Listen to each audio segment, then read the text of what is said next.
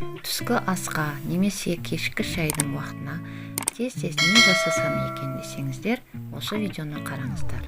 Оған мен 2 баклажан, 2 болгар бұрышын, 1 жартылай бұрыш және жұмсарып тұрған қызанақтарды алдым. Табама май құйып, майымды қыздырып, туралған қызанақтарды бірінші қуырып аламын. Біраз қуырылғанша бетін жауып қоямын. Артынан туралған бұрыштарымды саламын. Оларды да біраз қуырылғанша бетін жауып қоямын.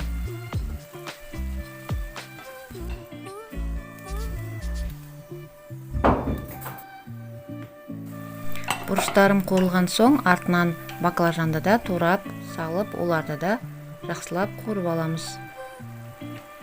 Бәрін салған соң, тұзымызды және сарымсақ салып, тағы да қуырып, бетін бастырып қоямыз.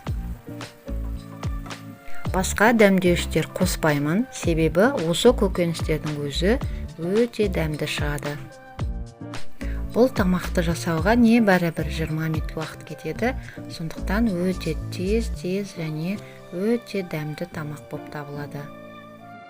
Менің отбасымның сүйіп жейтін тамағы, сондықтан сіздердің де отбасыларыңызға ұнайды деген ойдамын. Егер видеомыз ұнаса, каналымызға қолдау көрсетіп, лайк жасап, подписка қойып кетсеңіздер.